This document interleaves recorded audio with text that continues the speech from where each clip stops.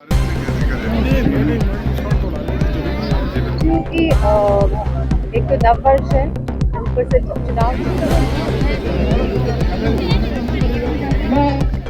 मैनपुरी पहुंची सपा सांसद डिंपल यादव का बड़ा बयान आया सामने। प्राण प्रतिष्ठा कार्यक्रम में जाने को लेकर बोली, हमें न्योता नहीं मिला है। जैसा कि मैंने कहा था कि भगवान जब बुलाते हैं तब मंदिर जाया जाता है और आने वाले समय में हम सब परिवार सहित अयोध्या जाएंगे। वहीं शंकराचार्य द्वारा लगातार प्राण प्रतिष्ठा कार्यक्रम का विरोध किए जाने पर बोली कि मंदिर पूर्ण नहीं है और पूर्ण मंदिर में ही प्राण प्रतिष्ठा का कार्यक्रम होना चाहिए। अधिवक्ताओं द्वारा ईवीएम हटाए जाने के विरोध को लेकर और क्या कुछ कहती नजर आई मैनपुरी सांसद डिंपल यादव, आइए देखिए इस रिपोर्ट के जरिए। अच्छा है कि राम मंदिर का निर्माण हो रहा है, लेकिन जो आज भी जो धरातल पर समस्याएं हैं लोगों की, मैं समझती हूँ सरकार को उसकी और काम करना चाहिए। जहाँ हमारे युवा बेरोजगार हैं, जहाँ पहले सरकारी नौकरियां थी, उसके बाद संविदा पे नौकरी देते थे और अब ठेके पे नौकरी दे रहे हैं। जहाँ हमारे युवाओं के भविष्य की कोई भी भविष्य नहीं है, अभी भी लोग नहीं जान पा रहे हैं। सरकार यह नहीं जान पा रही है कि लोगों की समस्याएं क्या है, कहाँ स्वास्थ्य की समस्या है, कहाँ शिक्षा की समस्या है। और बिना शिक्षा के कोई भी समाज आगे नहीं बढ़ सकता है। अगर सरकार चाहती है कि समाज आगे बढ़े तो गांव-गांव में अच्छी शिक्षा की ओर सरकार को काम करना है। आपका लगातार दौरा हो रहा था और आपने कहा था कि अयोध्या में जाने को लेकर कि हमको अगर न्योता दिया जाएगा तो हम अयोध्या जाएंगे।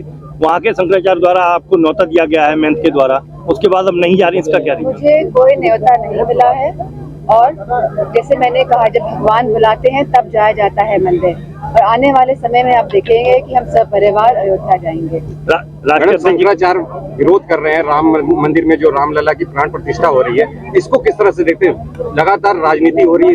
मैंने शंकराचार्य जी का बयान सुना था और उन्होंने कहा है कि मंदिर पूर्ण नहीं है और पूर्ण मंदिर में ही प्राण प्रतिष्ठा का कार्यक्रम होना चाहिए, ऐसा शास्त्रों में लिखा गया है। इसीलिए शंकराचार्य लोग इसका विरोध कर रहे हैं। मैंने उनके बयान सुने। अधिवक्ता लगातार अधिवक्ता ईवीएम को लेकर विरोध कर रहे हैं कि ईवीएम से चुनाव नहीं कराना चाहिए, उसके बाद भी सरकार कानों में रुई लगा के बैठी हुई है। मैंने पहले भी इस बारे में कहा है कि जितनी भी हमारे विश्व में विश्व की जितनी भी हमारी कंट्रीज हैं, वहाँ सभी जगह ईवीएम जहाँ चुनाव होते थे वो वापस बैलेट पेपर में आ गए हैं। जितने भी देश हैं पूरे विश्व के, सब बैलेट पेपर से ही चुनाव कर रहे हैं। अगर हमारा हिंदुस्तान भी आगे बढ़ रहा है तो मैं समझती हूँ कि बैलेट पेपर से ही चुनाव होने चाहिए।